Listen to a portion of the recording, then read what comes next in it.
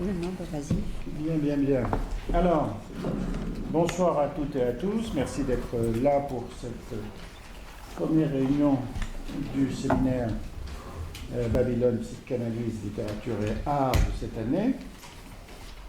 Quelques informations préliminaires, comme il se doit. Vous avez le programme.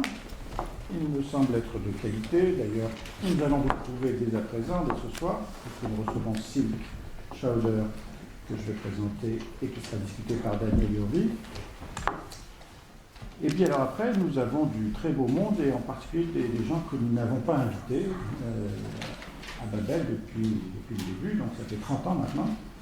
Donc c'est toujours intéressant d'avoir dépisté ce que je crois être des pépites dans certains domaines que nous n'avons pas investigués. Par exemple, Jérémy Sinzel, nous n'avons jamais à Babel évoqué la question de l'art brut.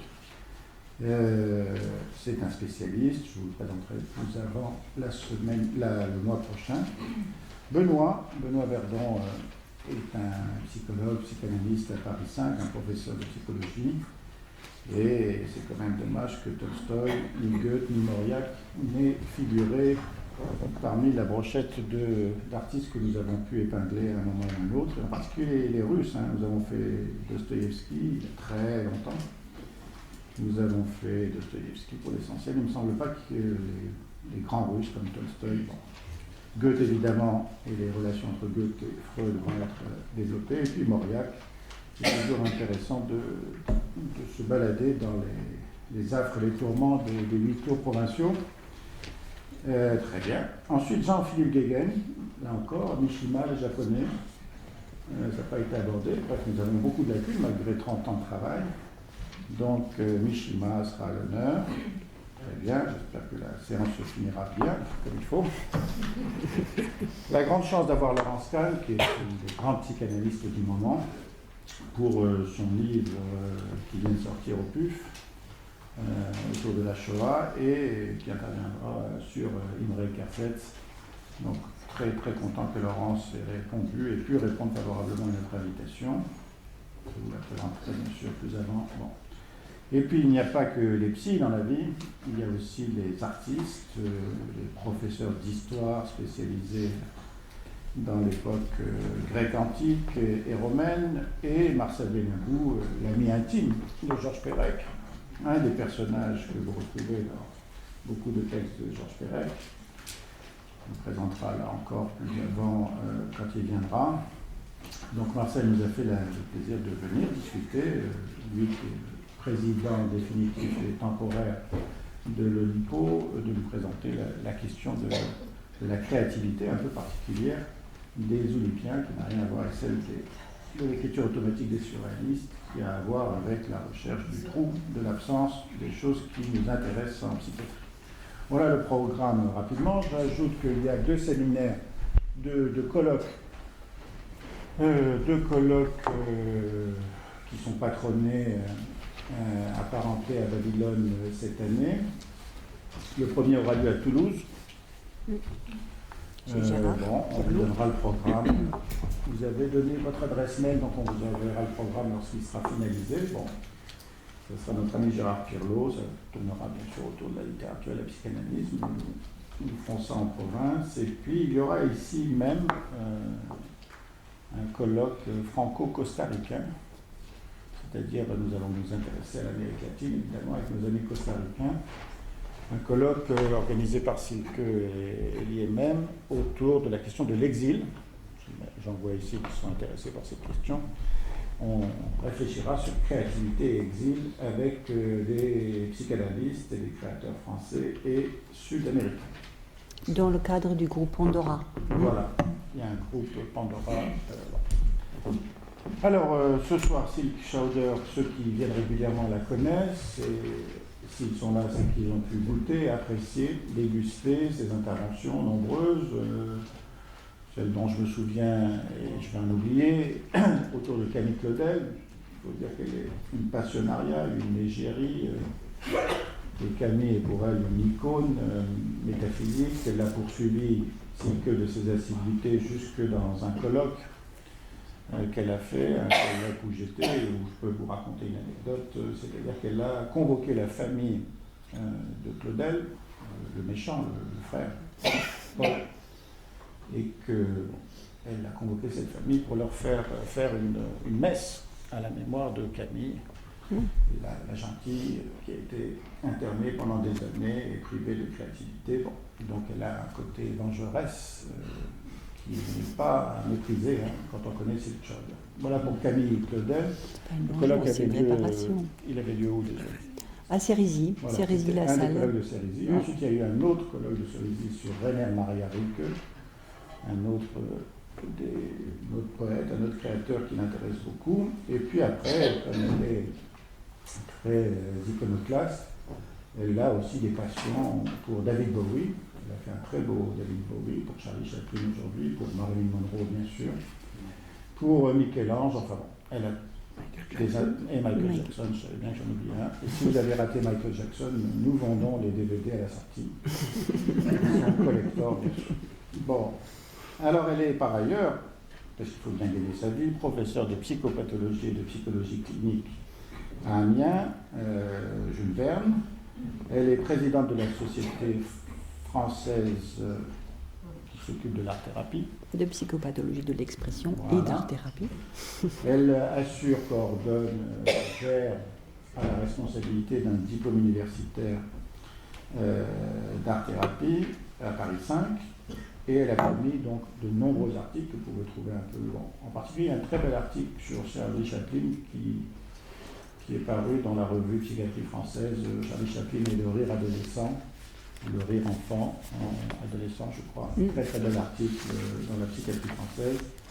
Ces articles, ceux que j'ai évoqués sur Camille Claudel, sur Norma Jean, Jay Wilson, sur Michael Jackson, David Bowie, sont un peu partout. Vous pouvez trouver maintenant ça facilement sur Internet. Et donc elle a commis des livres, je vais en citer quelques-uns seulement, autour de la question de la créativité de l'art. Celui qu'elle a coordonné autour de Rainer Maria Rilke et l'autre sur Camille Claudel. Tous deux sont les actes des colloques de Cérisy. Et puis ses œuvres chez Duno, autour de la psychologie, des études de cas, pratiques de la psychologie clinique, en 2 tomes, enfants, adolescents et adultes sujets âgés. Et tout ça fait la bagatelle de 1000 pages d'études de cas et de pratiques de psychologie clinique. Bon, chez Duno. Je crois que vous avez une réduction si vous prenez les 2 tomes. Elle sera discutée par Daniel Urdi, que vous connaissez aussi, qui est venu souvent, qui est psychiatre, psychanalyste, légèrement à la retraite. Il a travaillé ici pendant des années, mais il a encore une activité bien sûr en ville, qui a été compagnon de route, apparenté, je ne sais plus où il en est, avec le fameux 4e groupe, où il y avait 10-15 membres, celui qui était dissident du 3e et du 2nd, enfin bon, le fameux 4e groupe, avec des noms très importants, Sophie de Michelat bien sûr, mais surtout Pierra Olagnier et Nathalie Salzman, des noms de femmes psychanalystes de très très grande qualité. Lisez les œuvres de Nathalie Salzman et de Pierra Olagnier, bien sûr. Daniel donc, a une activité de psychanalyste, psychiatre en ville, d'enfants, d'adolescents, d'adultes jeunes. Il a beaucoup travaillé ici en consultation. Et lui s'est intéressé à un tropisme autour des aventuriers, plus ou moins marins, comme Stevenson, comme Conrad, comme Melville. Voilà les auteurs qu'il aime, qu'il a travaillé, comme Kafka bien sûr. Là encore, vous pouvez trouver ces différents textes. Bon. Et puis d'autres textes plus cliniques, en particulier dans un opus avec Nathalie Salzman, enfin dans un livre coordonné par Nathalie Salzman sur le rock du... La résistance de l'humain. La résistance de l'humain. Sur Primo Levi. La résistance de l'humain. Sur Primo Levi. Voilà, donc j'ai fait le travail de présentation. Nous allons pouvoir passer la parole à Silke. C'est à toi. Merci Maurice, c'est toujours un plaisir de venir donc penser, réfléchir, rêver ensemble autour des thèmes qui nous relient depuis de très nombreuses années, à savoir donc l'art et la psychanalyse. Donc aujourd'hui, je souhaitais partager avec vous les mois que crée en effet la confrontation avec l'œuvre géniale, le mot n'est pas trop fort, de Charlie Chaplin, qui est considéré notamment aussi dans le film City Lights, sur lequel j'ai donc porté un peu la focale de ma conférence d'aujourd'hui, comme le moment finalement le plus exquis de l'histoire du cinéma. Cette fin donc de City Lights qui a été amplement commentée par des grands critiques d'art et de cinéma tels que James Agee, et qui met finalement en lumière une rencontre amoureuse, un happy end, que Chaplin dessine non à l'aide du visible mais du sensible. D'une certaine manière, la sublimité de la scène tient au fait qu'il quitte finalement le cinéma. Il n'est plus du côté de ce qu'il donne à voir, mais du côté de ce qu'il donne à sentir. Et tant les critiques de films que le grand public, dont les commentaires abondent sur YouTube, sur tout un ensemble de plateformes, sont unanimes. Effectivement, la beauté originaire de cette scène confine au sublime et au cœur même de ce que c'est le cinéma. Les retrouvailles de la jeune fleuriste et de Charlot sont marquées d'une intensité telle que lors de la première du film, donc le 31 janvier 1931 à Los Angeles, un certain Albert Einstein, présent donc lors de la première, en a pleuré.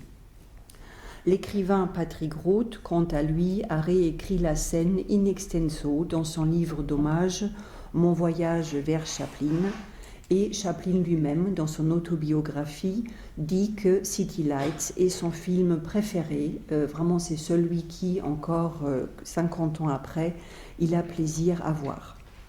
Mais voyons d'abord, avant d'entrer dans le détail, cette scène mythique.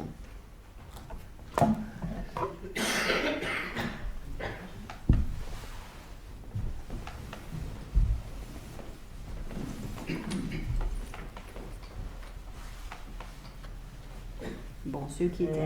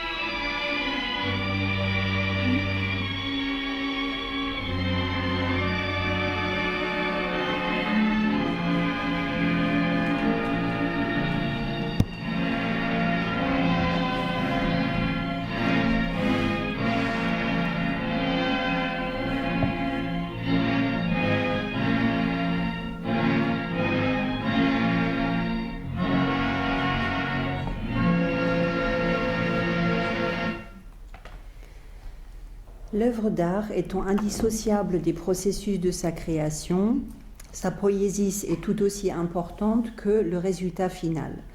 Intéressons-nous donc, en rembobinant d'une certaine manière le film, aux conditions dans lesquelles Chaplin a réalisé City Lights. Que nous dit son art des dynamiques de l'inconscient? Comment opère sa magie? Par quels moyens techniques Chaplin a-t-il réalisé ce saut qualitatif entre le visible et le sensible? Comme s'il voulait illustrer l'aphorisme de Saint-Exupéry, on ne voit bien qu'avec le cœur, l'essentiel est invisible pour les yeux. Chaplin n'explore plus le monde immédiat du cinéma, le visible, mais le sensible. Réfléchissant dans son autobiographie à son jeu d'acteur et son art de la pantomime, qu'il excelle justement dans cette scène mythique, il commente « I felt that once or twice in City Lights, just the last scene. I'm not acting. Almost standing outside myself and looking. It's a beautiful scene, beautiful and because it isn't overacted. » Il dit que finalement c'est qu'une à deux fois dans sa vie qu'il a vraiment été artiste, donc on constate la modestie du génie. Il dit que c'est donc juste relié à cette fameuse toute dernière séquence de City Lights, parce qu'il considère qu'il ne fait pas l'acteur, il est juste à l'extérieur en train de regarder ce qui à ce moment-là se révèle à lui comme le cœur de sa vie, comme le sublime, et il dit que c'est une très belle scène parce qu'elle n'est pas surjouée. Si nous explorons donc plus avant le contexte du film City Lights, à l'instar des temps modernes, Chaplin signait ici une deuxième fois les adieux donc du muet. Son esthétique, l'inventivité de son art et toute sa renommée mondiale étaient basées sur la pantomime. En effet, l'artiste éprouve les plus grandes difficultés à s'adapter à la révolution technique que constituent les talkies. Redoutant donc d'être has-been, de perdre son public, Chaplin prend donc le risque de tourner encore une fois un film muet pour opposer, une dernière fois, presque de manière nostalgique, la poésie universelle de Charlot au bruit, au bavardage et à l'absurdité du monde. Ce n'est pas parce que le film est muet que le son en est absent. C'est Chaplin lui-même qui, à l'exception du thème du Flower Girl, a composé la totalité de la musique, chaque personnage ayant un thème propre. Il continue bien sûr, comme nous venons de le voir, à utiliser les titres intercalaires pour ponctuer des scènes clés par le langage écrit. À deux reprises toutefois, la voix fait irruption. Lors du dévoilement pompeux d'un monument au début du film, le discours d'inauguration est tourné en dérision par le caquettement en lieu et place des voix des officiels. On a là un exemple tout à fait cinglant de la critique sociale et sociétale qu'opère Charlot dans ce type de pantomime. Puis, une autre fois, Charlot avale un sifflet lors d'une réception chez son riche ami. Le bruit du sifflet subvertit, en l'empêchement, le chant du ténor vaniteux qui était censé s'y produire. Donc pour déplier au fur et à mesure à la fois la légende mais aussi la réalité du making-of du film, il faut savoir que City Lights est le film sur lequel Chaplin a travaillé le plus longtemps, à savoir donc 2 ans et 8 mois, ce qui est tout à fait inhabituel pour lui parce qu'il avait l'habitude de travailler de manière extrêmement rapide. Et là, City Lights est un film qui est marqué au moment du tournage par de très nombreuses pauses, des sortes de creux, des vides, où finalement, pendant les 195 jours de tournage, le staff tournait littéralement à vide, puisque Chaplin ne venait même pas sur le plateau. Il méditait sur le déroulé des scènes, tout en ayant convoqué tout le monde pour démarrer les différents rushs, mais sans arriver finalement à se résoudre à en tourner si ce n'était qu'une seule. Donc inhibition névrotique ou incubation créative. Que s'est-il passé pendant ces périodes où finalement tout le monde l'attendait et lui-même ne sortait pas de sa loge parce qu'il restait encore à douter du déroulé de telle ou telle scène. Finalement, ce doute et les épisodes donc ouvertement dépressifs que Chaplin a traversés à ce moment-là sans doute était lié au sentiment de perte, c'est-à-dire il redoutait de devoir sacrifier son caractère le plus investi, le plus mondialement connu, à savoir Charlot, donc au talkies, alors que son attachement inconditionnel à l'art de la pantomime était fortement ancré, et ce, dès son enfance et dès sa vocation première. Il relate toujours dans son autobiographie vraiment une scène qui est tout à fait poignante et que je souhaite donc restituer auprès de vous pour notre réflexion et notre débat. En effet, il raconte que c'est sa mère qui, pour amuser ses 2 enfants avec lesquels elle vivait dans le plus grand dénuement, mimait les passants qu'elle observait à partir de la fenêtre de leur petite mansarde. Finalement, l'humour de la mère faisait écran à la pauvreté extrême dans laquelle il vivait, Chaplin et son demi-frère Sidney étant accueillis à plusieurs reprises par les services sociaux londoniens quand leur mère a dû être hospitalisée pour troubles psychiques. Ce qui est important aussi de saisir, c'est que Chaplin habituellement travaillait sans scénario préétabli, c'est-à-dire il laissait finalement les scènes se développer avec une très grande liberté de création pour que les scènes finalement évoluent par leur dynamique propre. Le seul élément vraiment du storyboard qu'il avait, c'est le noyau de tout film d'amour, c'est le fameux Boy Meets Girl, c'est-à-dire il y a une rencontre initiale, et c'est à partir de cette rencontre initiale que finalement le film va se dérouler.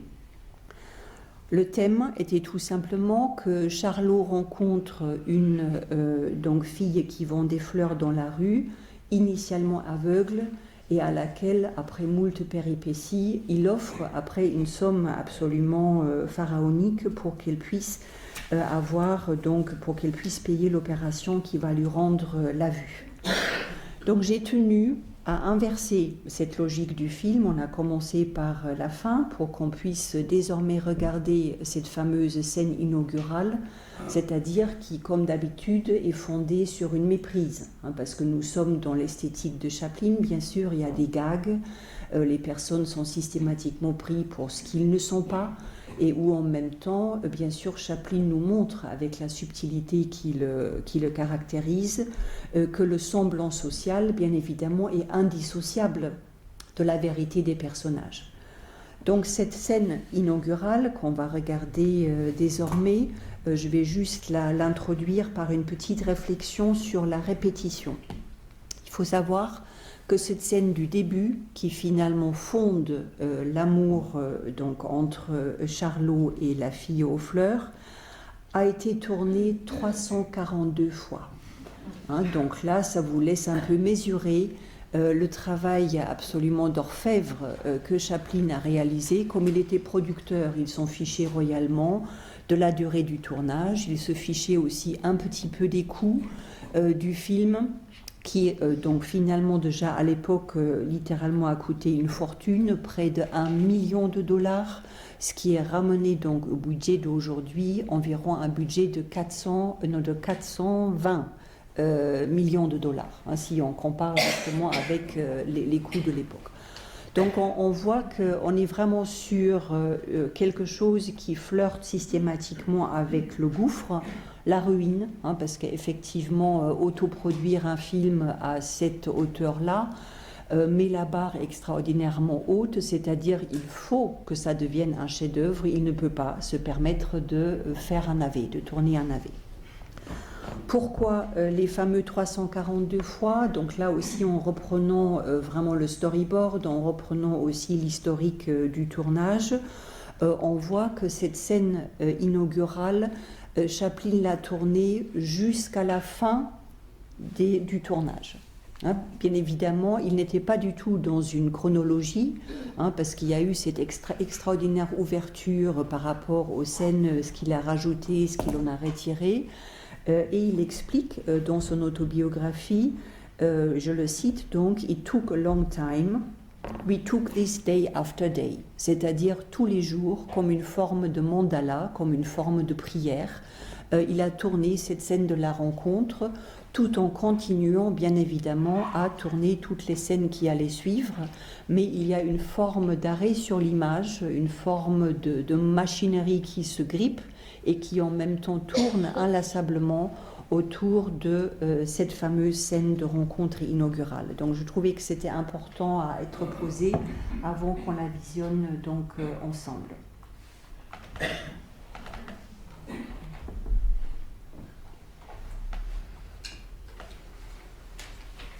Les sous-titrages en français.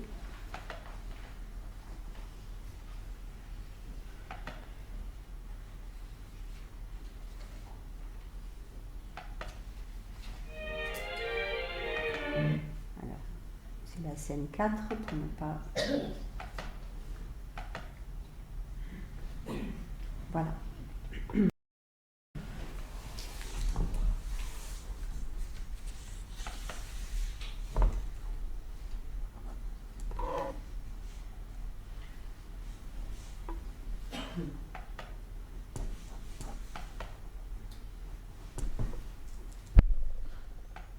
Alors, ça avait merveilleusement bien marché tout à l'heure, mais il y a toujours des aléas plus ou moins chaplinesques qui font que c'est un peu un sketch quand même. Alors, si la lecture...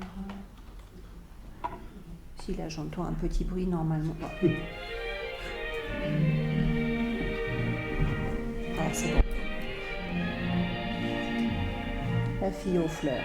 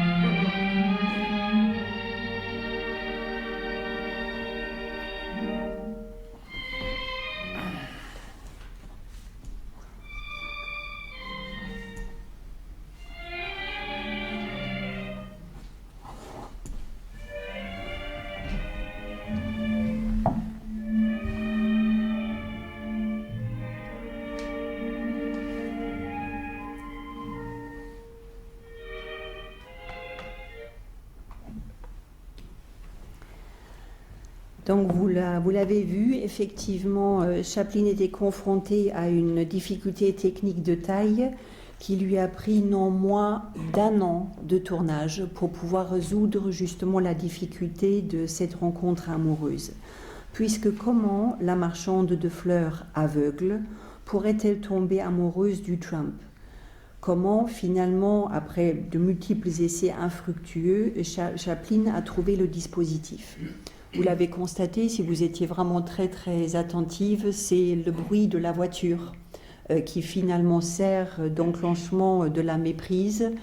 Finalement, la fleuriste qui bien sûr ne se repère que par lui, repère donc que quelqu'un sort d'une voiture visiblement de très grande qualité, richissime, et elle propose à ce moment-là donc la fleur à Charlot qui est en train de passer, et qui lui en même temps bien sûr est totalement saisi D'abord par ce regard qu'il ne s'est pas vide de la fleuriste, parce que il lui-même fait à ce moment-là vraiment l'expérience à la fois d'un effacement et en même temps d'une subjectivation, puisqu'il est tout étonné que quelqu'un puisse s'adresser à lui, l'homme invisible, de par sa pauvreté, l'exclut, le rebut de la société, le tramp, justement son personnage.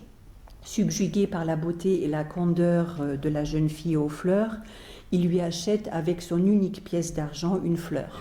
Donc là, on a déjà le thème que littéralement, il lui donne tout. Ce qu'il a à ce moment-là, c'est juste $1 en pièces.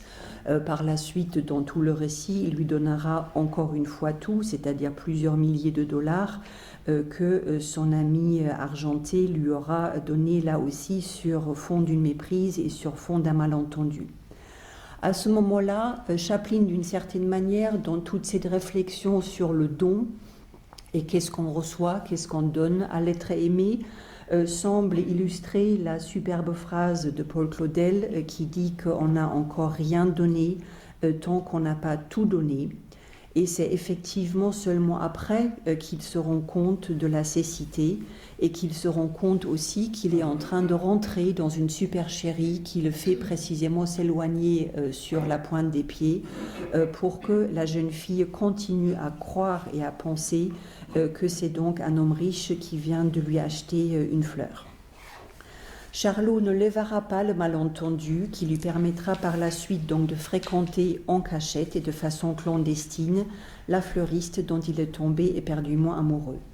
On va donc changer là de support d'image puisque j'avais repéré plusieurs photos toujours autour de cette scène mythique de départ sur laquelle on va donc pouvoir continuer à réfléchir ensemble avec un affichage scène par scène. Alors, c'est là en bas pour le fond d'écran.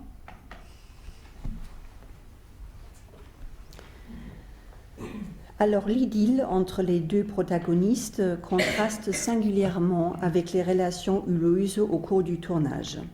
Chaplin reproche à sa partenaire, qui s'appelle Virginia Cheryl, ça ne s'improvise pas, donc une cerise virginale, ou alors la virginité faite cerise, une attitude non professionnelle, y compris ses nombreux retards. Donc il préfigure en cela Marilyn Monroe, dont nous avons pu également déjà entretenir des retards et leurs fonctions au niveau des plateaux de tournage.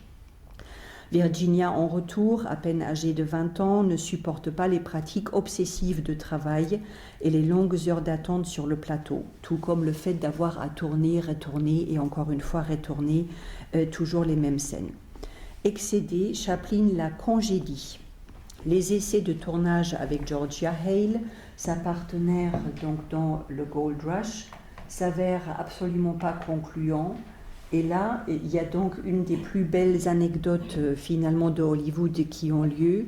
Chaplin, après plusieurs mois donc d'essais infructueux pour remplacer Virginia Cheryl, qu'il a donc congédiée, doit l'appeler pour s'excuser, pour la faire revenir et pour pouvoir terminer le film. Donc cette ultime scène ne laissera rien paraître de tous ces conflits et aléas. Il se peut même qu'elle ait pu s'en nourrir sous forme de refoulement, des retrouvailles réelles ayant précédé donc les retrouvailles désormais mythiques du film. Donc quand on décompose encore un peu plus cette question de la rencontre, Chaplin lui-même dit qu'il a donc procédé à d'innombrables réglages autour de la scène qui, quand on la voit, finalement semble parfaitement couler de source, c'est-à-dire elle semble littéralement comme modelée autour et à partir de la vie elle-même. Donc tout cela au prix, en effet, des 342 répétitions dont je vous ai parlé. Donc Chaplin lui-même commente que la version finale finalement fonctionne comme une véritable chorégraphie. Je le cite, « It is completely dancing », donc c'est vraiment de la danse. « It took a long time », ça m'a pris énormément de temps, je l'ai tourné jour après jour. Donc après avoir passé autant de temps sur cette scène, effectivement le résultat d'une certaine façon est aussi sublime que paradoxal. La scène se déroule avec la légèreté du fortuit, comme si un hasard heureux, la vie elle-même, se produisait sous nos yeux, Tyché, donc la déesse du hasard, étant au rendez-vous pour changer les trajectoires heurtées du Trump et du Flower Girl par leur croisement fortuit en destin. Ensuite, quand on regarde la scène d'un peu plus près, je me suis amusée un peu à la faire contraster avec différents montages. Finalement, on est quand même sur l'annonciation, parce qu'au niveau de la gestuelle, il est difficile de ne pas imaginer que Chaplin, qui avait une bibliothèque absolument colossale et qui bien sûr travaillait chaque image comme un peintre, comme un sculpteur et puis bien sûr aussi après comme un cinéaste, qu'il n'ait pas eu d'une certaine manière en mémoire une gestuelle proprement mariale par rapport à cette annonciation, par rapport à la cécité initiale donc, du Flower Girl et sa révélation ultime. Ayant recouvré donc la vue grâce à une opération que le Trump lui avait payée et qu'il payera avec sa liberté même, puisqu'il passera tout de même 9 mois en prison, il sera jeté de la manière la plus brutale et il s'en libère vraiment de façon, de nouveau avec un geste de générosité. La jeune fleuriste a donc entre-temps ouvert un magasin dans lequel il va donc la rencontrer à la toute fin du film. Elle y attend en vain son sauveur, parce que de nouveau on bute sur ses difficultés, même si elle le voit, elle ne va pas pouvoir le reconnaître, parce que tout simplement toutes les rencontres auparavant étaient marquées par le sensible, par Louis, qui est encore découplé par le fait qu'il s'agit quand même d'un film muet. Elle n'a même pas la trace de la voix évidemment de Charlot. Et on va donc voir décliner plusieurs scènes où elle est de nouveau induite en erreur par le bruit d'une porte de voiture qui semble lui annoncer l'arrivée donc de son bienfaiteur, mais où finalement il n'y a qu'un riche bourgeois très arrogant qui arrive dans son magasin et qui finalement va passer commande en la traitant comme une vulgaire employée. Comment finalement cette rencontre va-t-elle pouvoir avoir lieu? Donc on voit que les mêmes difficultés techniques qui ont déjà fait buter Chaplin pendant 1 an sur la scène inaugurale, il doit les dénouer une nouvelle fois, cette fois-ci de manière inversée, dans la scène finale. Par quel signe finalement la Flower Girl va pouvoir reconnaître son bien-aimé alors qu'elle ne l'a jamais vu et que la reconnaissance ne pourra pas passer non plus par la voix. Cette difficulté technique, effectivement, fait rencontrer Chaplin les limites aussi même de la pantomime, de ces retrouvailles qui sont pour le moins improbables. Le lieu sera, à l'instar du rêve et du symptôme, surdéterminé. Tout au long du film, Charlot passe finalement à 3 reprises à ce même carrefour, véritable genius loci figurant donc la croisée de leur destin.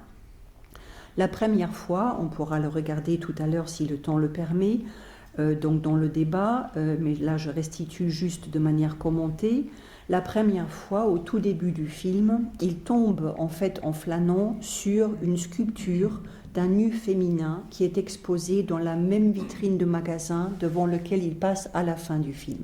Donc là, on voit cet art extrême de vraiment boucler et aussi se faire rencontrer différents boucles du temps. Supposons donc une conscience active à cette œuvre, donc un nu féminin, Chaplin la salue en soulevant son chapeau. Se sentant regardé par elle, et en cela il préfigure aussi nos théories ici, les œuvres nous regardent et effectivement nous convoquent d'une certaine manière dans des dynamiques contre-transférentielles parfois abyssales, il emploie tout un ensemble de subterfuges pour à la fois lui dissimuler son admiration et pour pouvoir la regarder quand même en fin connaisseur. Le même lieu provoquera un deuxième saisissement, cette fois-ci non devant le sublime, mais le saisissement par la loi. Tout simplement, il y a 2 gendarmes qui se jettent donc sur Charlot pour le jeter en prison, l'accusant donc à tort d'avoir volé de l'argent à son ami millionnaire, alors qu'entre-temps, il avait fait don donc de cette somme absolument faramineuse à la fleuriste pour qu'elle puisse payer l'opération donc de ses yeux. C'est donc le troisième et dernier saisissement que Chaplin nous expose lorsqu'il fait donc sortir de prison son caractère, donc la Charlot, qui erre plus désœuvré et plus démuni que jamais dans les rues de la grande ville. Il fait de la figuration dans sa propre vie. On va sans doute pouvoir approfondir tout à l'heure ces dimensions-là dans le burlesque qui justement nous montre un travail de Chaplin sur le sujet non seulement moderne, mais presque déjà post-moderne. Il est déjà au-delà de cette dimension-là du sujet moderne, en nous montrant finalement quelqu'un qui fait de la figuration dans sa propre existence, qui est surnuméraire, qui est en trop, vraiment la figure du tramp, et qui repasse donc par hasard à ce carrefour où de jeunes vendeurs de journaux le reconnaissent, puisqu'ils ont déjà été témoins de son premier et de son deuxième passage. C'est là donc que sa première rencontre avec l'éternel féminin a eu lieu. C'est là où les gendarmes l'ont arrêté pour le jeter en prison. Et c'est donc là, encore une fois, que sa fascination par le sublime va servir de matrice aux retrouvailles avec la fleuriste. D'abord confronté à la place vide de la sculpture dans la vitrine, son absence préfigurant la présence dans la vitrine suivante de la jeune fleuriste, Charlot va finalement retrouver, après tout un ballet de slapstick et de burlesque, l'objet de son désir, ou plutôt tomber littéralement en arrêt sur son idéal. Maintenant que le lieu est déterminé, c'est donc devant cette fameuse vitrine que cette rencontre va devoir avoir lieu, encore faut-il que Chaplin agisse sur le temps.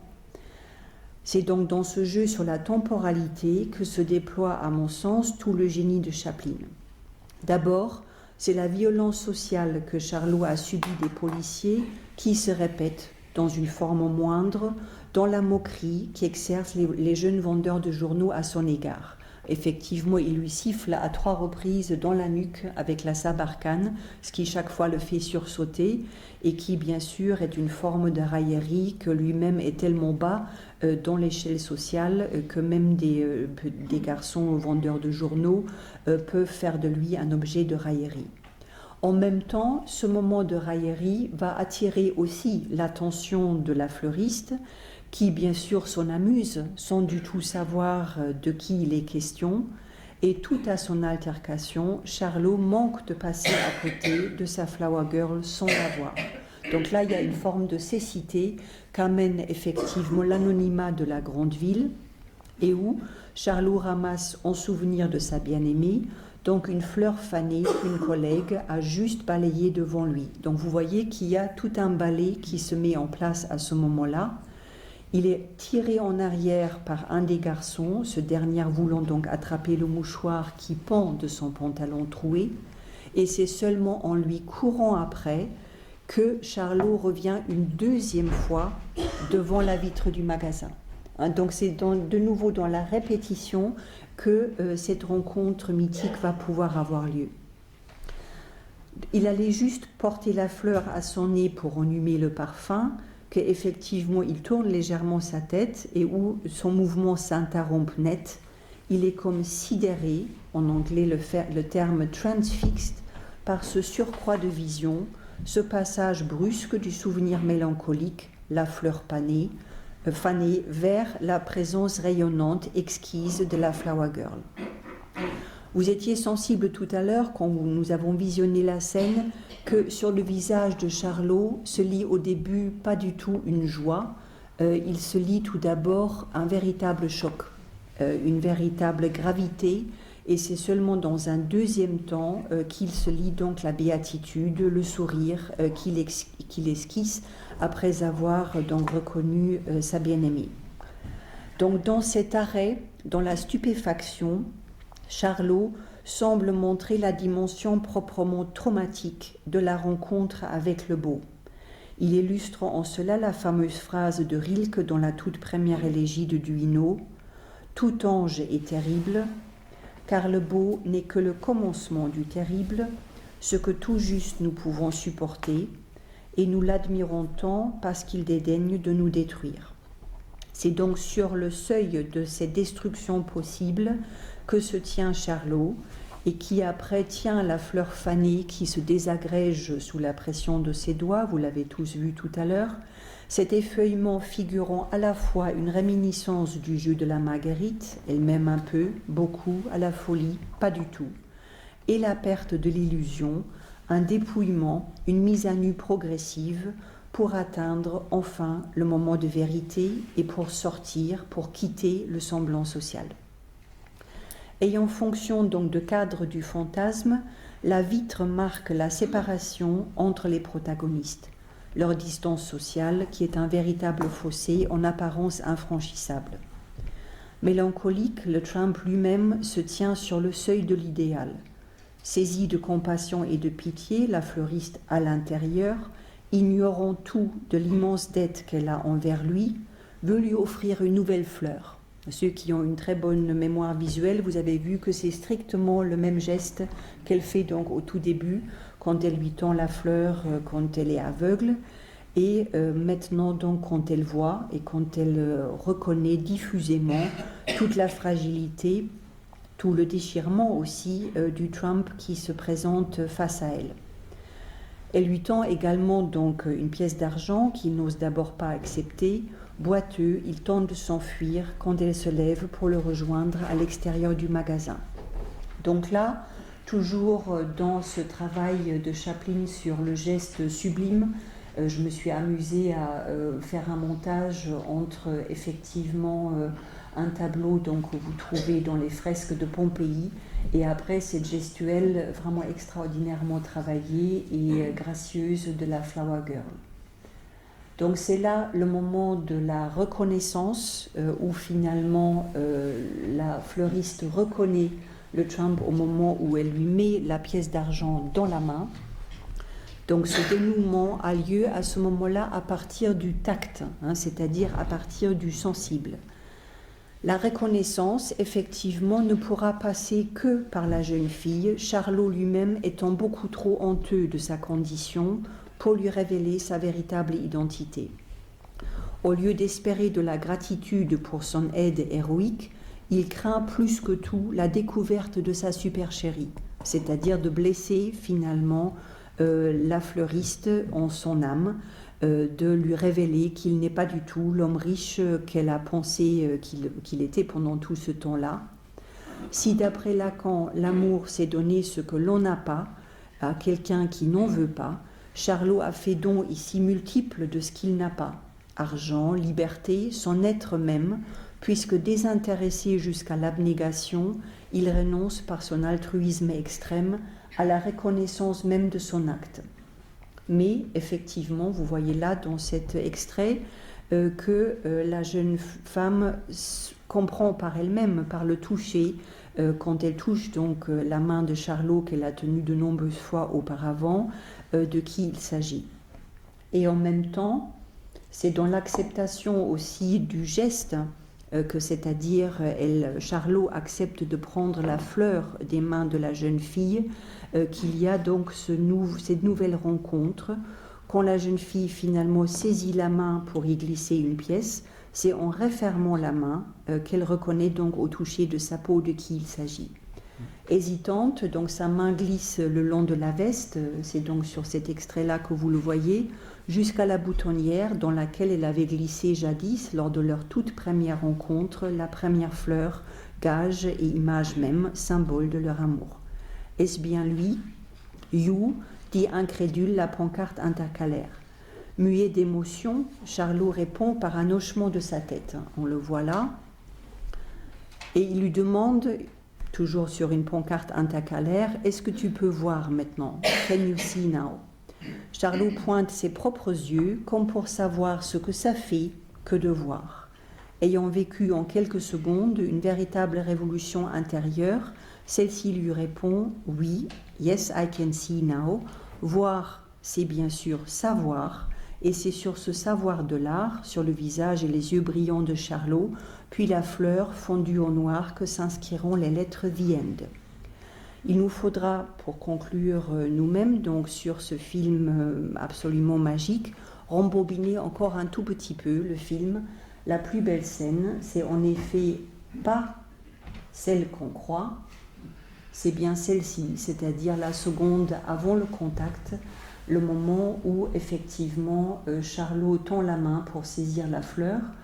Ceux qui ont vu la scène presque autant de fois qu'elle a été tournée, c'est-à-dire là aussi quelques centaines de fois, pourront s'extasier sur l'ombre que jette à ce moment-là donc la jeune fille, qui préfigure là aussi de nouveau le passage entre l'idéal vers le fantasme, du fantasme vers la réalité, et la rencontre qui aura lieu effectivement.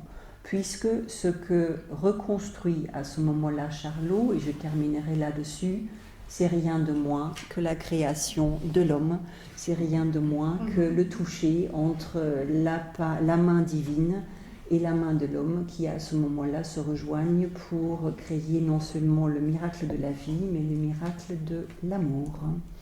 Merci à vous.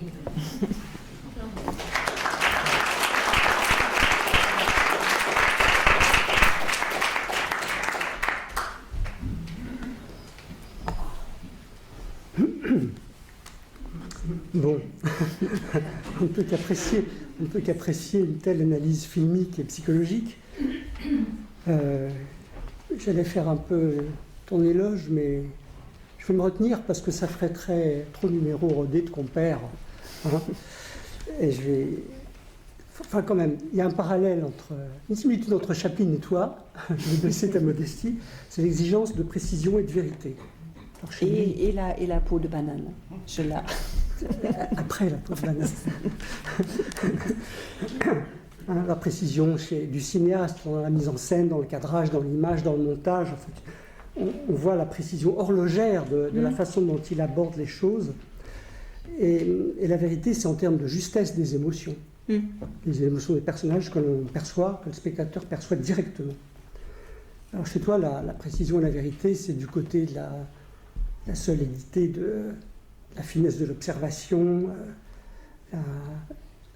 Là, tu n'en as pas fait état, mais la qualité, le nombre de tes références, c'est incroyable, parce que c'est que tu es capable de lire sur un sujet. Enfin, c'est phénoménal, et de s'en souvenir surtout.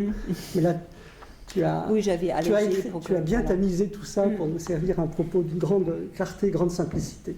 Bon, j'arrête l'éloge parce que d'habitude, effectivement, quand j'ai discuté à Babel quelquefois, ça commence comme ça, puis tout doucement, il y a un mets qui apparaît, et puis une cauda venenum. Mais là, il n'y a pas... mais je viens pour le mets, parce que c'est justement dans la confrontation. Il n'y a pas vraiment de mets, mais il y a des commentaires qui sont des questions. En particulier sur cette scène où je n'ai pas tout à fait la même perception. Cette scène finale, et la question du regard, sur lequel ça se clôt comme si notre paupière s'abaissait effectivement. Pour moi, c'est pas un regard amoureux, éperdument amoureux, selon les codes expressifs de nos sociétés. Moi, il me semble d'une autre nature. D'ailleurs, le plan rapproché, tout autant sur lui que sur elle, déjà est exceptionnel, je crois, dans le film, mais dans son œuvre en général. Et ça donne à son regard donc une intensité particulière qui est très accentuée par la très grande ouverture des yeux, mais sans les habituels mouvements de sourcils très fardés. C'est un regard très direct, qui a une certaine fixité, mais c'est une fixité vivante, c'est pas une fixité mortifère. Alors comment qualifier ce regard ?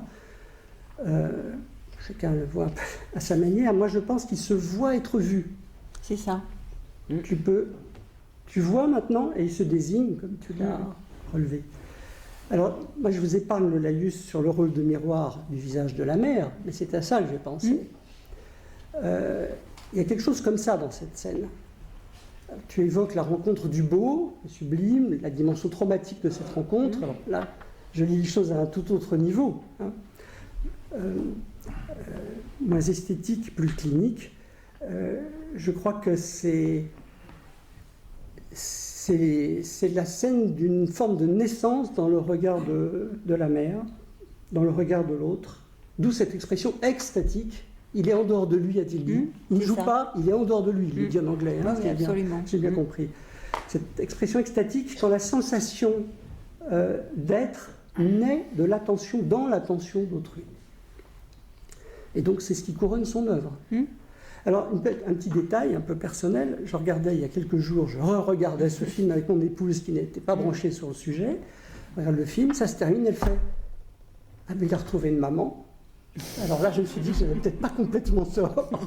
Voilà, je vous livre ça. La- Deux petites. D'abord, c'est un regard de myope, parce que c'est pour ça qu'il t'a choisi, pour ce regard de myope. Il était fasciné par un regard de myope, c'est-à-dire qu'il ne vous regarde pas tout en vous regardant. Je suis moi-même très bien. Et deux, le tout début du film, il descend de la statue, c'est-à-dire du ventre maternel de l'énorme statue. Et c'est en descendant de cette statue qu'il rencontre cette jeune femme, et ensuite le développement de Daniel, et qui rejoint ce que tu dis, et me semble porteur. Alors, accessoirement, la biographie la biographie de Charlie avec sa mère, enfin, c'est quelque chose. Oui, on va y venir. Donc, tout à il y a l'heure, quelque chose qui ressemble à... Non. Alors ça, c'est ma deuxième remarque, deuxième commentaire. C'est autour de la mère. Tu n'as fait que effleurer cette question dans le temps qui t'est imparti, et ça concerne la créativité chez cette mère, Oui. en particulier dans ces moments extraordinaires où donc elle singe, elle mime des passants, des gens qu'elle connaissent, qu'elle voit dans la rue, et Charlie, enfant, et Sidney, son grand frère, se tordent de rire, alors qu'ils vivent dans des conditions extrêmement difficiles. Alors, cette capacité de sa mère, ça n'explique pas son génie, mais on peut penser que c'est manifesté là et agi là un ressort d'une puissance extraordinaire. Parce que par cette imitation créative, la psyché s'empare d'une réalité éprouvante, menaçante. Le dénuement, parfois la faim, la difficulté à prendre soin de ses fils. Psyché s'en empare de cette réalité éprouvante et la transforme et donc assoit son primat. Et la dimension de l'humour est très importante, mais on ne peut pas réduire simplement à une saisie par l'humour, une saisie défensive par l'humour. Ça va, je crois, au-delà. C'est là qu'il y a création, évidemment. Alors, je crois que c'est à méditer parce que parmi tous les moyens qu'on met en œuvre pour aider nos patients les plus atteints dans leur capacité de penser et à mener leurs affaires, il faut garder, il n'y a rien de nouveau, c'est juste un rappel, il faut garder une place de choix à tout ce qui peut favoriser la pensée créative chez eux. Alors, l'éventail est immense.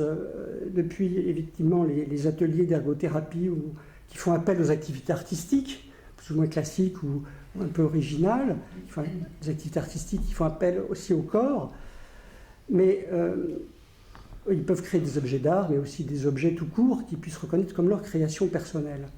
Et je range dans ces mêmes activités créatives, et ce n'est pas du tout limitatif, des approches psychothérapeutiques comme le psychodrame, psychanalytique, ou encore des formes de thérapie qui font appel, ne serait-ce que temporairement, à la pâte à modeler.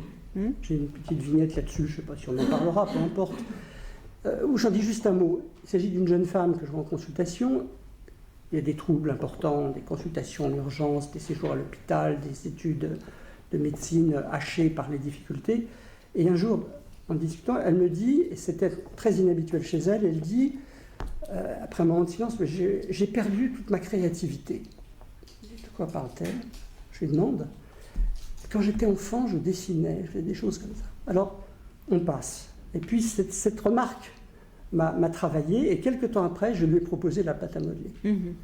En parallèle du psychodrame où je l'avais envoyé, et des consultations psychiatriques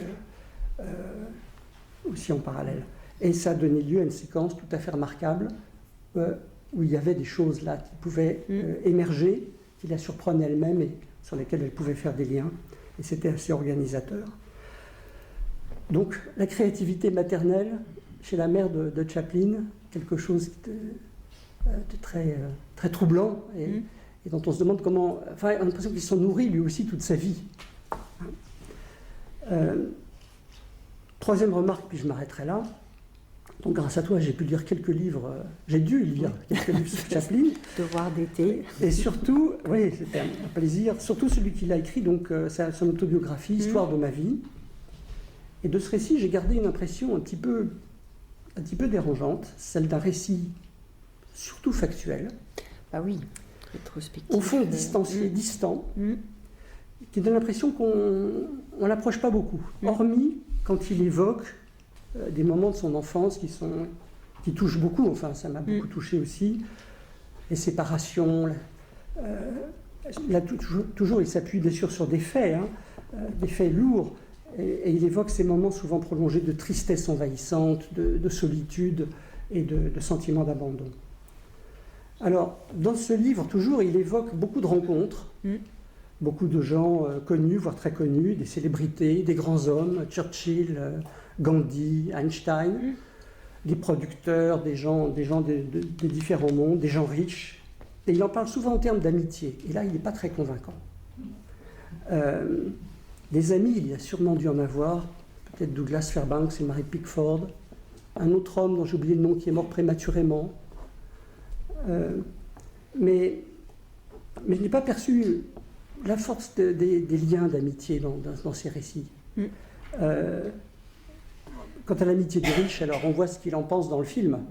Pour boire un coup, se saouler, là on est copains comme cochons, c'est le cas de le dire, mais retour, une fois à jeun, il n'y a aucune générosité, il y a le mépris, le rejet, la méconnaissance. Donc c'est une charge très, très brutale.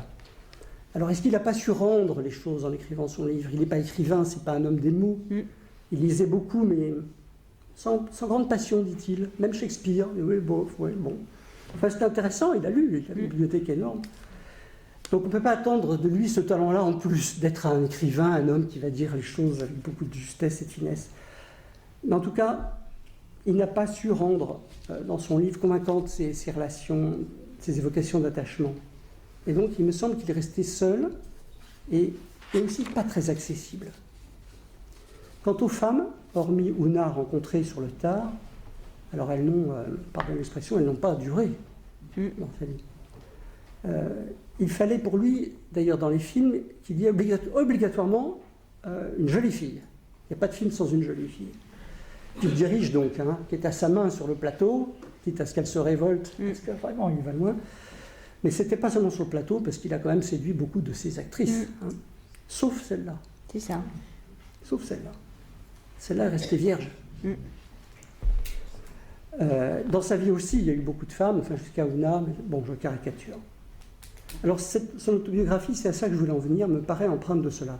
C'est quelqu'un d'insaisissable. D'ailleurs, c'est paradoxal, parce qu'il nous parle tellement bien de nous, individuellement, collectivement. On est en contact avec Charlot, on est proche, il nous est proche. On va dire qu'on l'aime, ce personnage. Et pourtant, il est insaisissable. D'ailleurs, c'est au cœur de son burlesque. Pensez aux bagarres, aux captures, où il se joue toujours de ses adversaires. Vous le saisissez au cou, il vous botte les fesses, quoi, littéralement.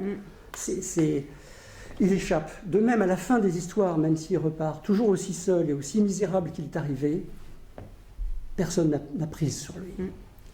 Alors ça m'a fait penser, par association d'idées là, j'espère que vous ne créerez pas au lèse-majesté, ce caractère d'insaisissabilité, merci, même physique. J'ai vu ça chez des pervers sexuels qu'on n'arrive pas à rencontrer, qui sont là, qui ne sont pas là, qui s'en vont. J'ai vu ça à plusieurs reprises chez des vrais, de vrais pervers sexuels, pédophiles, récidivistes, etc. Voilà. Donc, je n'ai pas cherché à pister quelque chose de cet ordre chez Chaplin, pas du tout. Mais ça m'a fait penser, cette importance du caractère insaisissable du personnage m'a fait penser à cela. Voilà, quelques réflexions, quelques remarques que je voulais te livrer. D'accord. Merci Daniel, qu'on peut applaudir.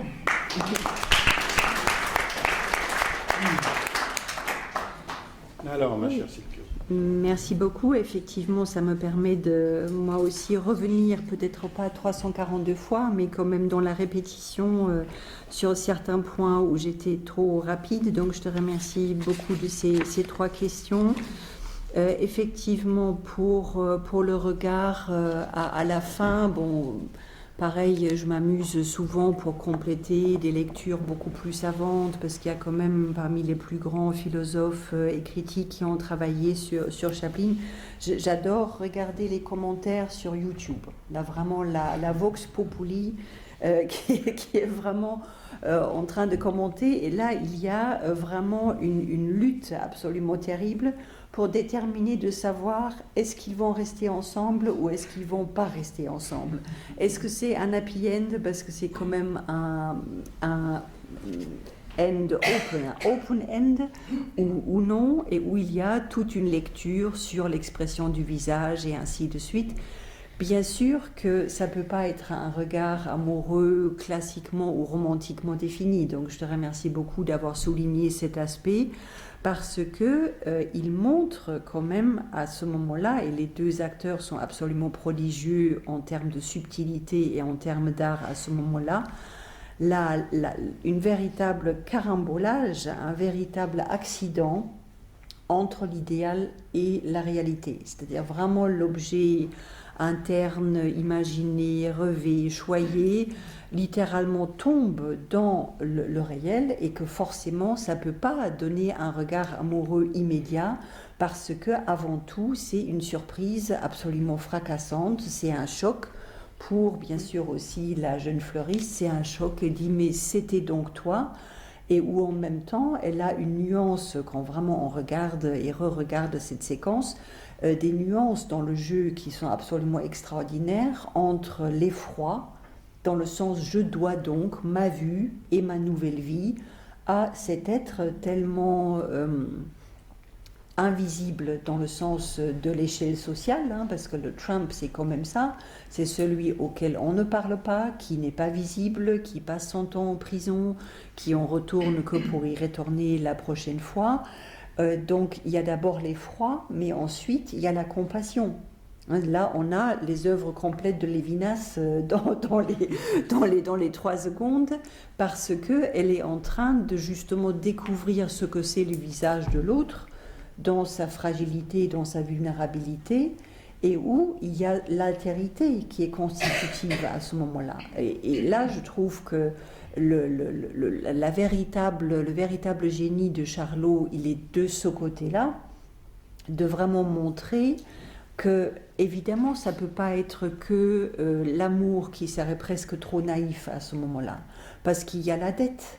Il y a la reconnaissance de la dette, il y a le fait qu'elle reconnaît le don qui a été fait, et que bien évidemment que quelqu'un qui littéralement n'a rien lui a donné des milliers de dollars, c'est pas du tout la même somme que si ça avait été un millionnaire qui leur aurait donné la même somme des quelques milliers de dollars pour son opération.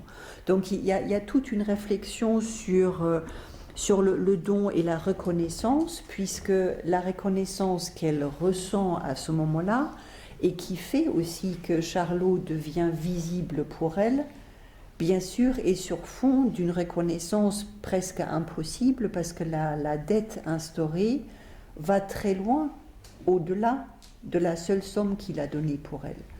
Tu vois, et ça, je crois que c'est vraiment un point essentiel. Retrouver le regard de la mère, bah oui, là il y a la peau de banane, d'une certaine façon, parce que d'un certain point de vue, c'est valable pour toute œuvre d'art d'un tel niveau, qui bien sûr se double chez Charlot par le fait que d'une certaine manière, il a bien sûr été invisible pour sa mère, parce qu'elle a été vraiment avec des épisodes avérés de maladie mentale tels qu'elle a dû être hospitalisée. Chaplin a fait venir sa mère à la fin de sa vie, donc finalement en Californie, où on a quelques photos où on voit qu'effectivement c'est une mère qui n'est pas là, qui est vraiment dans son monde, qui est littéralement plongée dans la souffrance psychopathologique avérée, qui certes a connu des situations dans son propre devenir et par la suite aussi dans sa maternité telle qu'elle n'a pas résisté à cette pression-là. Elle n'a pas résisté à un mari volage avec des violences conjugales, avec malheureusement donc un alcoolisme, plus la rupture, plus la pauvreté, plus l'échec professionnel en tant qu'actrice, puisqu'elle a été donc actrice du théâtre.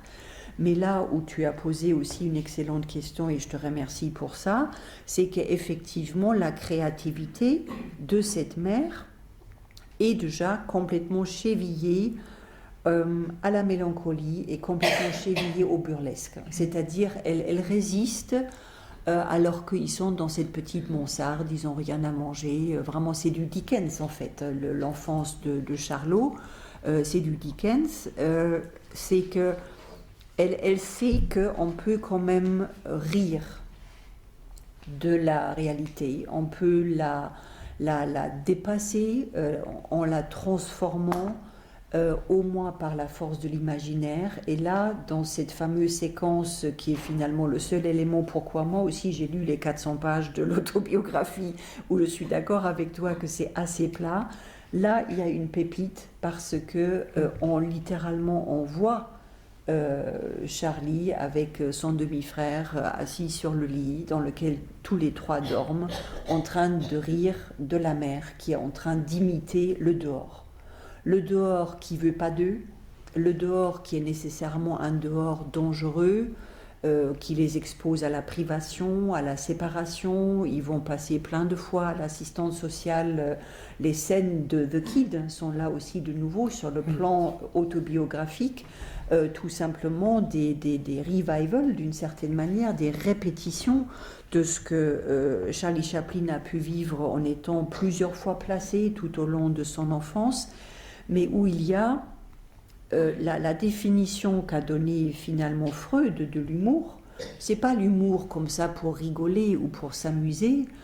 Freud dit très bien que l'humour, c'est l'élégance du désespoir. Cette mère, à ce moment-là, qui n'a pas de quoi nourrir ses gamins, les amuse, les fait rire pour qu'ils oublient, qu'ils n'ont pas de quoi manger ce jour-là ou non plus de quoi le lendemain sera fait.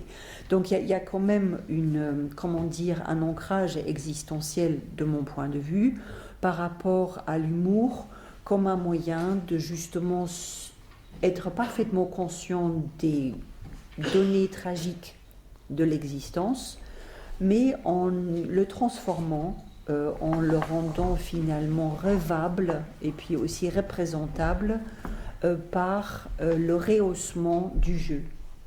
C'est ça ce qu'il nous dit Chaplin, parce que Chaplin, c'est pas des films rigolos. On rit, certes, mais c'est finalement c'est pas pour rire qui nous montre ça. Il nous le montre quand même pour systématiquement être du côté du tragique de l'existence, je crois. Et pour terminer sur ta troisième question, l'autobiographie, il faut quand même voir que Chaplin la rédige, bien évidemment, à la fin de sa vie. Ce n'est pas un journal, c'est pas du tout la même chose. Et donc du coup, il est déjà en train de se statufier un peu lui-même, c'est-à-dire il est en train de s'ériger sa propre statue. Il est couvert d'honneur, il est aussi en même temps aux prises avec la perte de sa créativité, parce qu'il y a quand même des longues crises d'inactivité. Il sait très bien que Charlot n'existera plus sous cette forme-là. Les films qu'il fait avec Sophia Loren et Marlon Brando, il faut quand même voir ce que c'est. Je veux dire, c'est complètement raté. Je peux le dire malgré l'amour immense que je porte à ces réalisations artistiques. Il y a des films qui sont formidablement ratés. Ce n'est déjà plus Charlie Chaplin qui réfléchit sur Charlot. Tu vois, il y a quand même cette scission qu'on ne doit jamais non plus rabattre l'auteur sur son œuvre. Quand il écrit son autobiographie, c'est déjà un regard muséal qu'il porte, d'une certaine façon, ce qui amène l'aspect un peu guindé.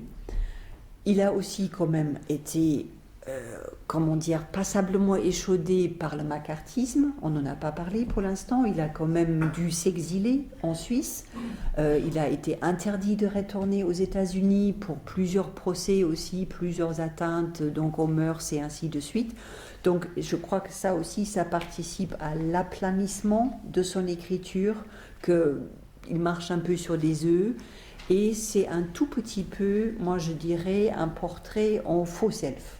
C'est-à-dire, il raconte ce que le public attend qu'il raconte, mais il ne se livre pas. Il ne se livre pas, parce que pourquoi il devrait se livrer ? Il a tout donné dans Charlot, d'une certaine manière. C'est là où il s'est livré, justement, dans cette fameuse scène finale, ce qu'il donne à voir à ce moment-là par rapport à son visage. Je pense que, il a tout donné, et donc du coup, pourquoi 40 ans après, il serait dans une forme de striptease comme ça, alors que il a tout mis dans son œuvre et que les conditions même de production de son autobiographie, déjà totalement tournées vers aussi le succès, le marketing, la lecture par le monde entier, évidemment, de cette fameuse autobiographie, empêche à ce qu'il soit plus authentique. C'est pas l'endroit où le rencontrer, me semble-t-il. Bon, d'accord. Voilà, mais très très rapidement mes éléments de On a rarement réponse. vu un intervenant à Babel tomber aussi amoureux de son sujet, ma chère Silke. Pas de crise de jalousie, tu as quand même t'as quand même la moustache de Charles. Absolument. Et donc, Pas la même, et Daniel encore moins.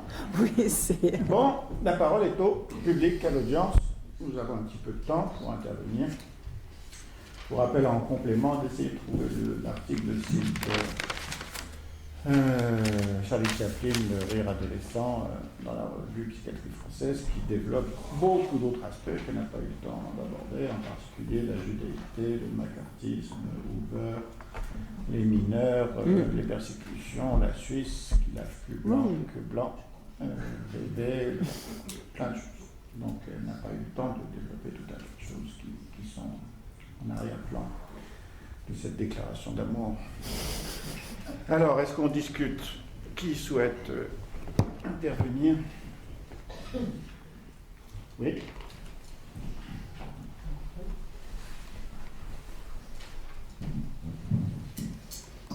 Oui, alors tu nous as fait une présentation très, disons, émouvante. C'est le Charlot mélancolique dont tu nous as parlé. C'est vrai qu'on n'a pas tellement l'habitude, c'est plutôt le Charlot rigolo. Oui. Alors, je me dis que c'est humour, que c'est une manière de se défendre contre tous les traumatismes qu'il a pu avoir, contre toutes ces moments difficiles, ces séparations, la pauvreté, etc. Et d'en rire pour survivre quelque part.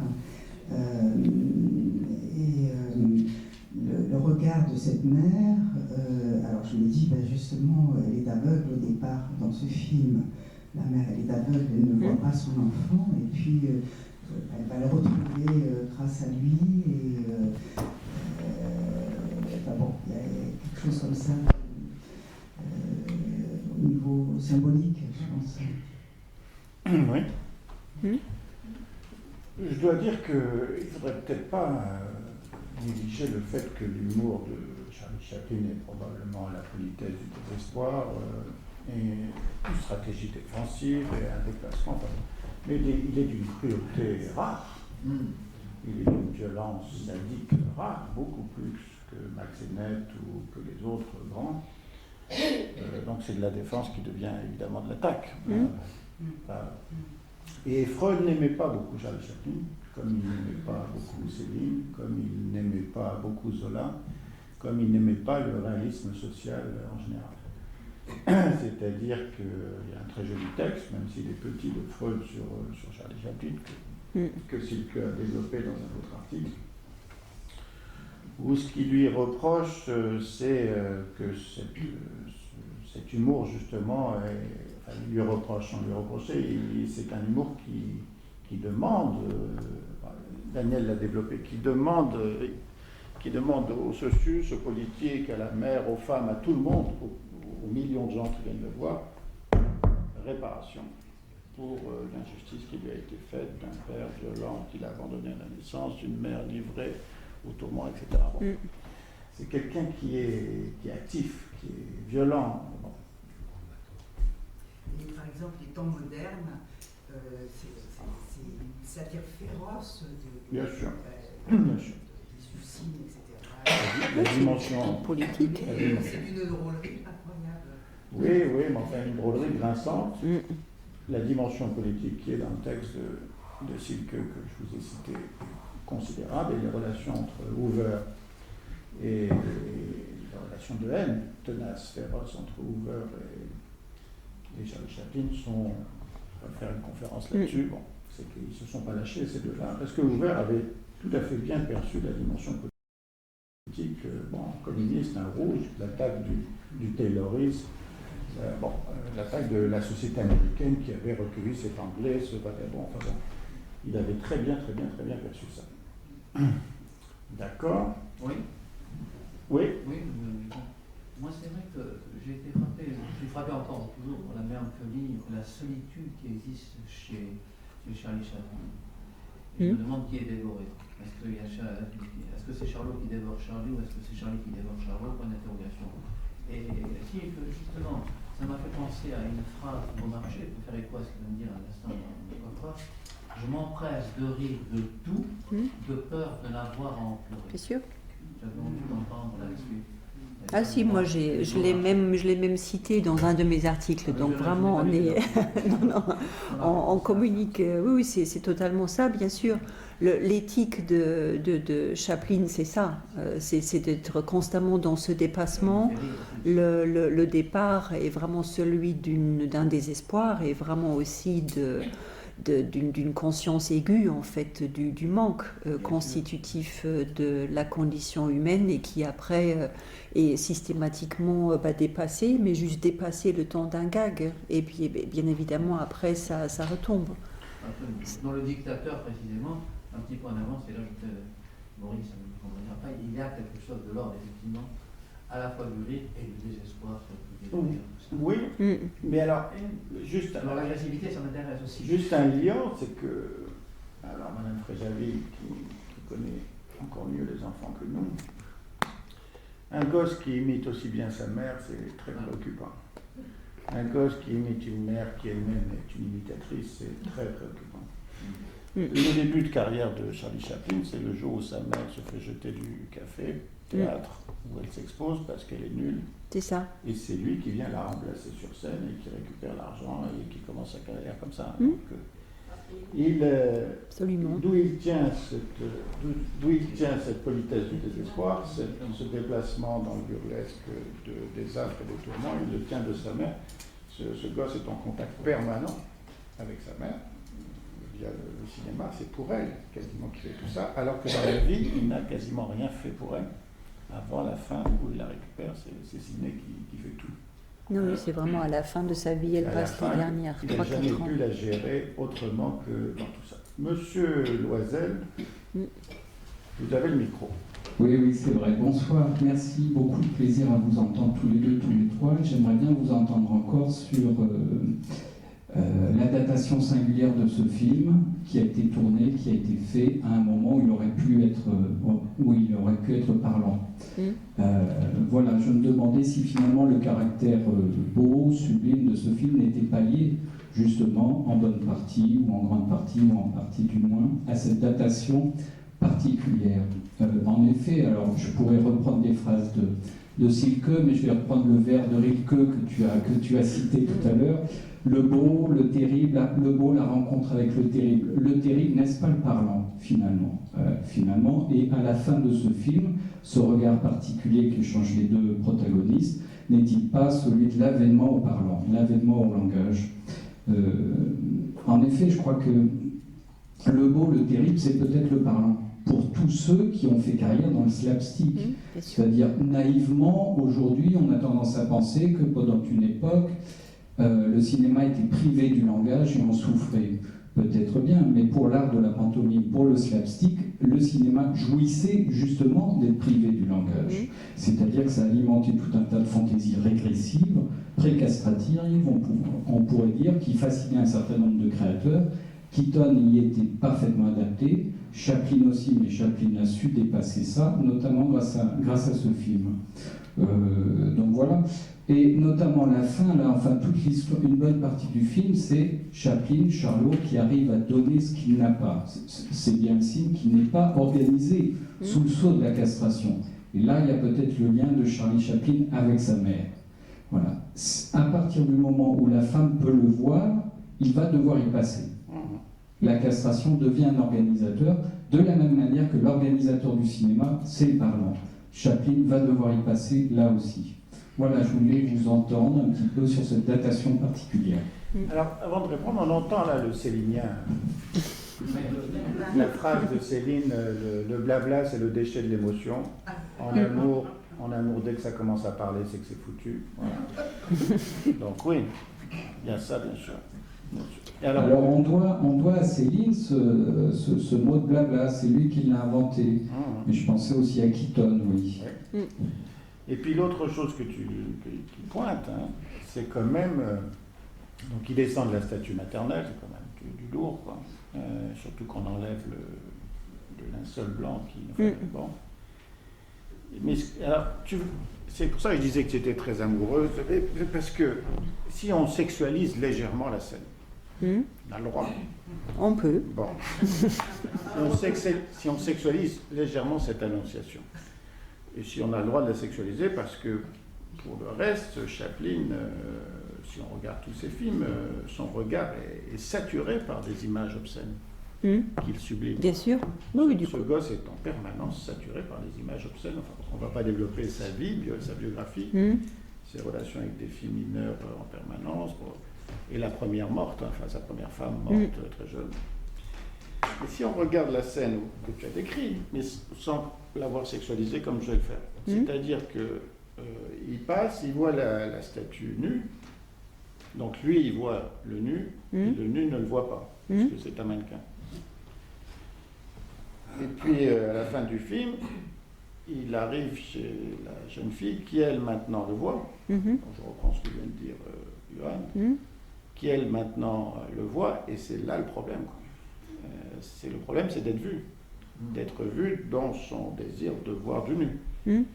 Et là, ensuite, le déplacement, plus ou moins alambiqué, mais très émouvant. Moi aussi, je pleure à chaque fois dans cette scène, mais quand même, de donner la pièce pour la fleur, c'est un témoignage classique de la réponse anale à la demande de la virginité. Enfin bon, mais c'est très déplacé, sublimé, mais c'est bien la question de rencontrer une femme nue, quoi. Une femme nue qui vous voit, quoi.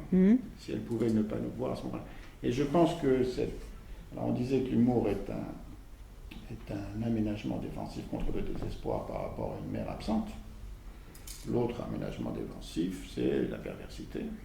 Et là, il n'y a pas de jugement, mais il semble que ce gosse a été très tôt assailli par un déferlement d'images tout à fait obscènes de celles qu'on a lorsqu'on a une mère morte et qu'on est obligé de la nécrophiler. Bon. Et il ne sait pas quoi faire quand cette mère, à ce moment-là, ou quand cette femme le regarde.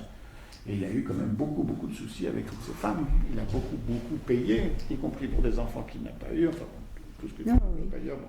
Donc cet arrière-plan autobiographique, sans vouloir le plaquer sur, il est quand même relativement présent, y compris dans cette scène où il passe d'un nu... Alors, non, j'ai oublié, pardon. Donc il voit le mannequin nu, donc lui il le voit, le mannequin ne le voit pas, et donc il nous fait la gaudriole, je le vois pas, je lui dis bonjour, etc. Au milieu, il passe et le mannequin a disparu. Voilà le vide, voilà l'absence. Et c'est pas la castration, c'est l'absence. Et ensuite, enfin, il voit cette femme qui n'est pas nue, mais qui a une très jolie dentelle de virginité, une très jolie fleur. Donc, je ne sais pas d'ailleurs quelle fleur elle a. Et qui, cette fois, elle peut le voir. Et là, ça devient problématique. Et là, cut. Enfin, the end. Donc, je rejoins un peu ce que dit Johan. Bon. Mais tout ça est dans d'autres textes. Hein. Elle a voulu pointer... Alors, elle a voulu pointer une déclaration d'amour. À Babylone, on a le droit, je crois. On ne fait que ça. On fait que ça. Non, parce que c'était vraiment par rapport à la... Évidemment, il y a mille autres manières de travailler ou de parler de Chaplin. Là, c'était vraiment un peu la crête, littéralement, de sa création, parce que le film a statut d'exception à plein de niveaux, comme je l'avais dit tout à l'heure, que c'est aussi son film préféré, et qu'effectivement, la fin est quelque chose au niveau aussi... c'est quasiment une leçon de Hegel, c'est de l'Aufhebung. On est vraiment du côté du dépassement de tout un ensemble de dichotomies, de toute une dialectique Et c'est à ce titre-là le dénouement qui me semblait important à montrer. Mais pour donner quelques éléments de réponse à Yoann, évidemment, je suis totalement d'accord avec toi sur le fait que Chaplin, à ce moment-là, a littéralement déjà l'histoire de cinéma à ses trousses parce qu'il sait que c'est trop tard. On ne peut plus faire, en fait, des films muets.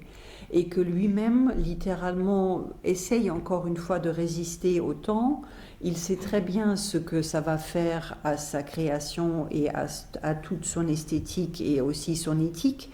De sacrifier à un moment donné aux talkies, et on le voit très bien, les films par la suite, Un roi à New York ou autres, même Limelight, ça n'est plus, pour les vrais puristes si j'ose dire, ça n'est plus du Chaplin, parce qu'il s'est adapté, bien sûr, mais son esthétique est totalement verrouillée ou vrillée à l'art de la pantomime, qui est en effet de faire parler le corps, qui de toute façon est toujours dans une sursignification, c'est-à-dire la gestuelle. Moi je me suis amusée, j'ai essayé un peu de décrypter certains gestes. Si vous voulez vraiment décrire, il vous faut 2 pages pour décrire vraiment un petit mouvement de cils, qu'est-ce qui se passe à ce moment-là, parce qu'il y a vraiment cette... comment dire, cette sursignification du corps et la surdétermination aussi du geste. Et il dit lui-même, c'est d'ailleurs très beau, quand il revient pour la première fois aux États-Unis pour y recevoir donc un Oscar d'honneur, après 25 ans donc, de bannissement, il est bien sûr bouleversé parce que tout Hollywood se lève pour l'applaudir. Et là, il dit bien « Words are so futile ».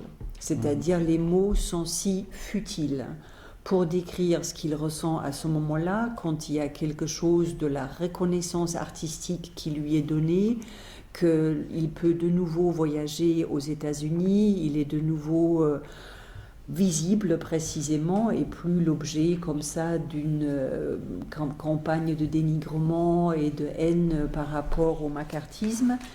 Et en même temps, il nous montre que la vraie émotion, elle n'est pas dans le dire, elle est vraiment dans cet espace intermédiaire entre le geste, entre le mime, et puis ensuite tout ce qui peut justement se dérouler dans les interstices, hein, parce que j'ai choisi aussi à dessein les photos où on voit chaque fois ce qui se passe entre les protagonistes, comment ils définissent l'espace entre eux, et de quelle façon finalement ça fait penser aussi aux espaces sacrés que j'ai cités là, mais qui ne sont pas pour désexualiser du tout, hein. Les scènes, là aussi on le voit dans la gestuelle de la jeune fille aux fleurs de Pompéi, on est dans un espace atemporel qui ne doit rien aux mots et qui précisément est sublime à ce titre.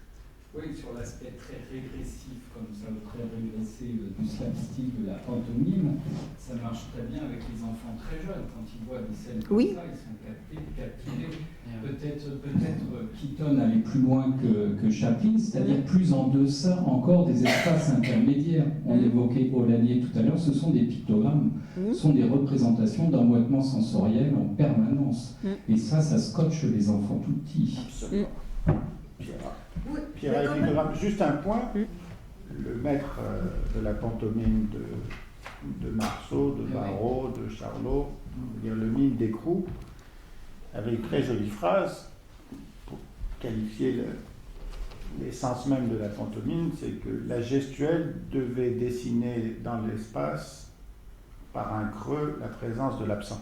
Donc c'est pas uniquement la recherche d'un témoignage émotionnel que les mots tueraient, comme tout langage, c'est aussi d'essayer de circonscrire dans la gestuelle, pas simplement un acte, mais l'absence d'un acte de l'autre, l'absence de réponse à un acte ou l'absence d'un acte qui solliciterait une réponse. Bref, l'absence maternelle pour aller vite. Oui, madame, une anglaise quand même pour parler des problématiques anglaises, des nurses anglaises, des mineurs anglaises. Madame Smith, Que dire, je n'ai pas de problématique anglaise, mais je veux dire que toutes vos lectures ne sont pas contradictoires. C'est-à-dire entre la reconnaissance, la castration, la scène d'amour, est-ce qu'ils restent ensemble, est-ce qu'ils se quittent? Je crois que tout cela tient ensemble dans la mesure où cette scène est une véritable fin en soi. Et c'est une séparation, c'est une scène de reconnaissance, c'est l'aboutissement, c'est ce vers quoi tend tout. Je crois que c'est ce que tu as montré. C'est vraiment une écoute naïve, puisque j'ai rien lu, j'ai pas travaillé, mais j'ai regardé et je me suis dit c'est à la fois une séparation et une fin. C'est une ouverture sur la parole, donc c'est à la fois une castration et il y a cette lecture de Daniel où c'est une reconnaissance et on se dit qu'il est quand même l'auteur de cette fin. Bien sûr. Hein? Donc, et l'acteur et le toute caméraman. l'œuvre tend vers cette fin. Et cette ouverture terriblement angoissante, parce qu'il a le regard angoissé, et en même temps angoissé et abouti. Il y a quelque chose d'abouti. Je sais pas, j'avais un fantasme que c'était une femme mythique, psychanalytique, que voilà, on en est arrivé là, et voilà. Donc, il y a dans cette scène, pardon, une condensation extraordinaire de tous ces éléments. On a tiré quelques fils, il y en a sûrement d'autres encore. C'est hyper dense. C'est un dénouement où tout est noué. Oui, et puis il y a plusieurs. Dénouer tout ça.